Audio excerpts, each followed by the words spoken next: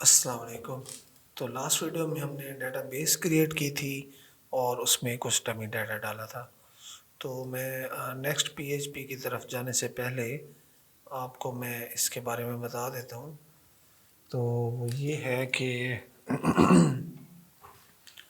इसमें हमने ना कुछ टेबल्स क्रिएट किए थे, 5 टेबल्स, और उनमें हमने मुख्तलिफ कॉलम बनाए थे और उनको फिर डाटा टाइप दी थी अकॉर्डिंग टू नीड, और हमने डिफ़ॉल्ट वैल्यू भी सेट की थी और हर टेबल का हमने प्राइमरी की भी क्रिएट किया था। तो ये देखें, हर एक प्राइमरी की भी है और हमने डिफरेंट कॉलम नेम्स भी दिए थे, क्योंकि हमें जो इस वेबसाइट में नज़र आ रहा है वो उसके मुताबिक हमने अपनी डेटाबेस डिज़ाइन कर ली थी। अब एक सॉफ्टवेयर ये है हमारे पास जिसमें हम डेटाबेस को मैनेज कर सकते हैं, और जो एक सॉफ्टवेयर ये है जिसमें जिसे हम आईडीई कहते हैं, जिसमें मैं कोडिंग करता हूँ। आप शायद इसे यूज़ करते हो या कोई और। तो इसमें ये होता है कि हम डेटाबेस को इधर भी कनेक्ट कर सकते हैं। तो मैं माईएसक्यूएल में जाता हूँ, इधर से डेटाबेस को कनेक्ट करने की कोशिश करता हूँ। हम एक ही ट्राई करेंगे, अगर नहीं होगा तो फिर वही यूज़ करेंगे।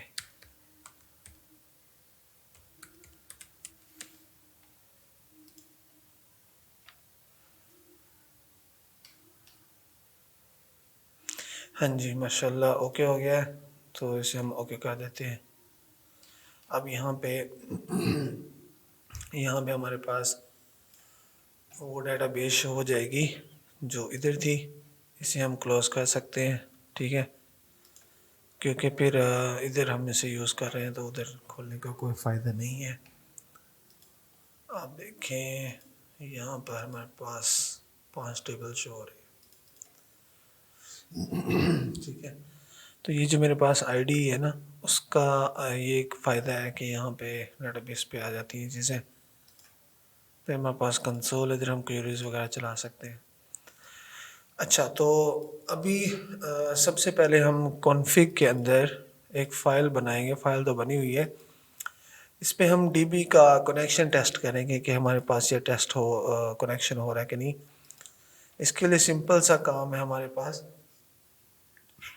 W3 स्कूल्स पे जाएंगे, ठीक है, और वहाँ पे हम MySQL IDB कनेक्शन वाला एक पेज देखेंगे। उस पेज पे हमें ये बताएगा कि आप कैसे डीबी को कनेक्ट कर सकते हैं और क्या चीज़ें देनी है। इसको कनेक्ट करने के काफ़ी सारे मेथड हैं, ठीक है, लेकिन अभी हम MySQL I यूज़ कर रहे हैं, ऑब्जेक्ट ओरिएंटेड वे के अंदर है ये। इसको हमने जस्ट कॉपी करना है और इधर पेस्ट करना है, और हमने अपने डीबी क्रेडेंशियल्स देने हैं, रूट, और हमारे पास ये तो कुछ भी नहीं है, पासवर्ड तो हमने दिया ही नहीं हुआ। तो इधर हम लिख देंगे डीबी नेम। डीबी नेम हमारा क्या है, PHP क्रेड प्रोजेक्ट, ठीक है। यहाँ पे 3 पैरामीटर हैं, ये सिर्फ कनेक्शन टेस्ट करने के लिए होता है। अगर हम चौथा दे देंगे तो क्या होगा, बिल्कुल सही है, डीबी नेम। तो इससे हमारे पास डीबी कनेक्ट हो जाएगी। टेस्ट कर लेते हैं कि ये चला है कि नहीं। तो टेस्ट करने के लिए हम क्या कर सकते हैं कि इसको हम कॉन्फ़िग के फोल्डर में जाएंगे और config.php चलाएंगे। तो ये देखें, कनेक्टेड सक्सेसफुली हो गया है। इसका मतलब ये है कि हमने जो क्रेडेंशियल्स दिए हैं वो ठीक है। अगर हम इसे रॉन्ग क्रेडेंशियल्स देते तो क्या होना था, एरर। कहता है कि अननोन डेटाबेस आपने दी है, इस वजह से ये एरर क्या बता रहा है। तो जब आप कोई भी प्रोग्रामिंग लैंग्वेज करते हैं तो जो इस तरह के एरर आते हैं उनको रीड करना ही आपका जो है, आपको ये बताता है कि आप सीख रहे हैं चीज़ें। अभी जैसे यहाँ पे एरर है, फैटल एरर, और वो बता रहा है कि MySQL SQL एक्सेप्शन है, और वो ये है कि अननोन डेटाबेस। अननोन डेटाबेस मतलब कि ये तो अभी हमें पता है कि हमने जानबूझ के ये लगा दिया W, तो रॉन्ग हमने जो है नेम दिया है, तो इसको सही करेंगे हम दोबारा। लेकिन मेरा कहने का ये मकसद था कि जब आप रीड आउट कर लेते हैं ना चीज़ को कि अब एरर क्या है, तो इसका मतलब है कि आप जो है ना अच्छे डेवलपर बनने की तरफ जा रहे हैं। ठीक है, तो इसे रिफ्रेश करते हैं, तो अभी ये कनेक्शन सही है, ओके है। अब हम अभी सबसे पहले ये करते हैं कि हम ना जो रिकॉर्ड है हमारे पास, ये सेटिंग्स वाला रिकॉर्ड ये लेके आते हैं। सेटिंग्स वाला रिकॉर्ड जितना भी है हम उसको इधर शो करवाते हैं हेडर के अंदर। ठीक है, हेडर में हम शो करवाने के लिए सबसे पहले हम क्या करते हैं कि हमारे पास जो कॉन्फ़िग की फ़ाइल है ना, उसको हम इंक्लूड करा लेते हैं सबसे ऊपर, क्योंकि जहाँ पे हेडर होगा वहाँ पे हमें तकरीबन जो हमारा डेटाबेस है उसके अंदर जो भी हमारे पास रिकॉर्ड्स हैं वो चाहिए होंगे तकरीबन। तो इसलिए मैं हेडर में अपनी कॉन्फ़िग जो फ़ाइल है उसे इंक्लूड करता हूँ। कॉन्फ़िग फ़ाइल इसलिए मैं इंक्लूड कर रहा हूँ ताकि इसके अंदर जो DB कनेक्शन है वो हमारा क्रिएट हो जाए, और आगे अगर मैं इसको चेक करूँ, ठीक है, किसको कि जो DB वाला हमारे पास वेरिएबल होगा उसे चेक करना है मैंने, तो देखते हैं कि हमारे पास उस DB वेरिएबल के अंदर क्या आ रहा है। और ये मैं इसलिए भी चेक कर रहा हूँ कि क्या मैं इधर कोई क्वेरी कर सकता हूँ कि नहीं। तो कनेक्शन का वेरिएबल किस तरह से था वहाँ पे वो देख लेते हैं। CONN तो ये हमारे पास कनेक्शन का एक वेरिएबल है जिसके अंदर हमें टेस्ट करना है कि क्या ये हमारा यहाँ पे एक्सेस होता है कि नहीं। तो इसको हम इंडेक्स पे रिफ्रेश करते हैं। अब देखें कि यहाँ पे हमें आइडिया हो रहा है कि जो हमने वेरिएबल लिया है उसमें सारी इन्फॉर्मेशन आ रही है हमारे पास। लोकल होस्ट जो है TCP के अंदर ये कनेक्टेड है। ठीक है, तो इसका मतलब है हमारे पास ऑब्जेक्ट आ रहा है। अब हम यहाँ पे क्यूरी वगैरह कर सकते हैं।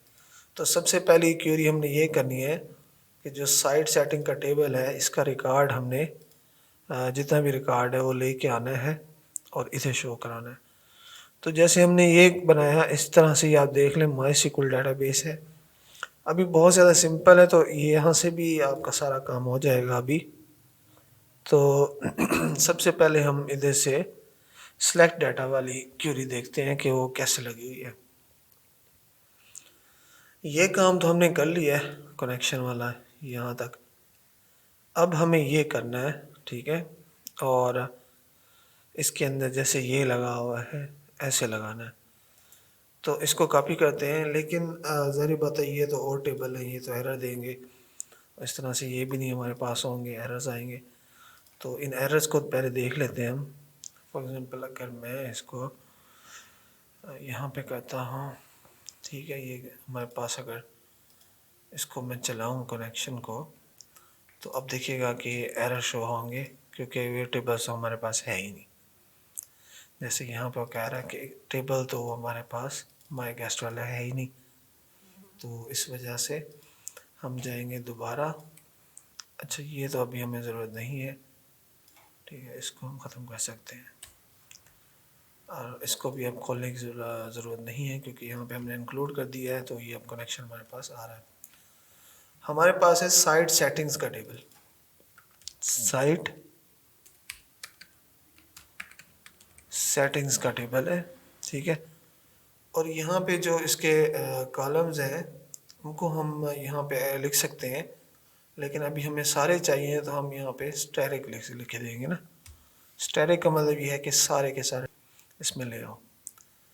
तो अब जो आईडी है उसके बाद हमारे पास जो है वो है सेटिंग की, ठीक है, और जो नेक्स्ट है वो है सेटिंग वैल्यू, ठीक है, ये हमारे पास है। तो अब उम्मीद है कि कोई एरर नहीं आना चाहिए। अच्छा, मैंने इस पर डबल क्लिक किया ना तो ये मेन्यू ख़त्म हो जाता है। अगर मैं इसे डबल क्लिक करूँगा तो ये दोबारा भी आ जाता है, ठीक है। इसे मैं रिफ्रेश करता हूँ तो अब देखें कि ये वही चीज़ें आ गई हैं जो हमारे डाटाबेस में थी, ठीक है। ये देखिए हमारे पास सबसे पहले साइट टाइटल है, उसका हमने माय वेबसाइट दिया हुआ है। तो ये इस तरीके से आ गए हमारे पास डाटा।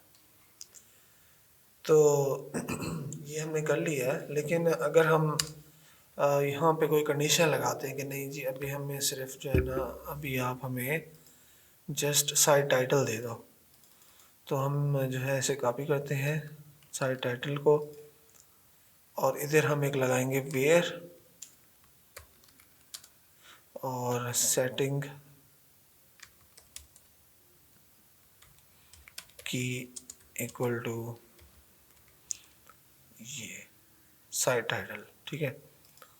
तो अब देखते हैं कि ये कितने रिकॉर्ड्स लेके आता है। अब ये सिर्फ एक ही रिकॉर्ड लेके आया है क्योंकि हमने इसको कहा है कि साइट टाइटल वाला लेके आओ, उसने माय वेबसाइट हमें दिखाया है। तो एक तो मेथड ये है हमारे पास कि ये इस तरह से रिकॉर्ड गेट हो रहा है ना, तो अब हम इसमें ये कह सकते हैं कि साइट टाइटल इक्वल टू ये जो हमारे पास रो के अंदर वैल्यू है इसको हम इधर असाइन कर दें और शुरू में साइट टाइटल हम बाय डिफ़ॉल्ट कर देते हैं, उसका नाम रख देते हैं PHP करंट प्रोजेक्ट। अच्छा, ये बाय डिफ़ॉल्ट होगा, इनिशियलाइज हमने कर दिया है और इसे वैल्यू भी असाइन कर दी है। और अगर DB के अंदर होगा कोई टाइटल तो वो इसको भी ले आएगा, एल्स में हमें ये नहीं करना, ठीक है। और अभी हमें ये भी नहीं चाहिए। तो ये जो साइट टाइटल है इसको हम यहाँ पे यूज़ करेंगे और इसको हमने वेरिएबल देना है एक, ये करके। तो अब हम चेक करते हैं कि क्या ये हमारे पास जो हमने सेटिंग की वाला लगाया है ये काम करता है कि नहीं करता। इसको हम अगर रिफ्रेश करें, यहाँ पे आ रहा है माय वेबसाइट, तो क्या ये डेटाबेस से आ रहा है? इसको चेक करने के लिए हम कर सकते हैं फ्रॉम DB, मुझे लग रहा है कि इधर से ही आ रहा है। तो ये करके इसके बाद यहाँ पे एक सेव का बटन होता है, ये है सेव का बटन, सबमिट करेंगे तो उसके बाद हम इसे रिफ्रेश करेंगे और ये देखें माय वेबसाइट फ्रॉम DB। तो इसका मतलब है कि जो हमने सेटिंग से टाइटल निकाला है वो हमने सक्सेसफुली यहाँ पे इसको शो करा दिया है। ये हमारा पहला रिकॉर्ड है जो हमने DB से फेच किया और PHP की फाइल में हमने शो कराया, ठीक है। तो इस तरह से हम जो है ना एक और कर लेते हैं। एक और हम क्या करेंगे, हम नीचे से जो ये है ना लोकेशन, ये डालते हैं, एक फील्ड इंसर्ट करते हैं नहीं, और इसको हम एड्रेस देते हैं। तो अभी हमारे पास ये है, इधर हमारे पास कोई है एड्रेस नहीं है, तो हम एक डालते हैं इधर बिजनेस एड्रेस का डाल लेते हैं। बिजनेस एड्रेस के अंदर हम डालते हैं कि रहीम यार Khan, okay, city city school, city tower रख लेते हैं, उम्मीद है कि होगा सिटी टावर है मेरे ख्याल में। अच्छा तो ये करके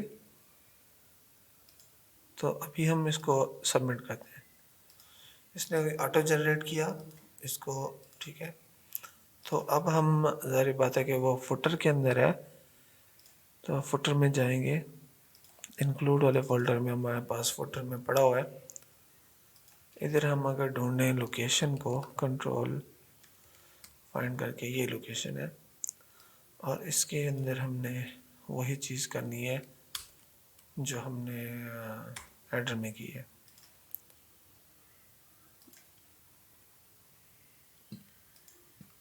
लेकिन हम इंक्लूड नहीं करेंगे इसको, क्योंकि अगर इंक्लूड किया तो ये एरर देगा कि एक दफ़ा तो आपने कनेक्शन बना लिया है, बार बार बनाने की ज़रूरत नहीं है। यहाँ पे PHP का टैग हमने लगाना है स्टार्ट में। अब यहाँ पे जो सेटिंग की है वो कौन सी देनी है, बिजनेस एड्रेस वाली, और हम इसको क्या करेंगे, बिजनेस एड्रेस।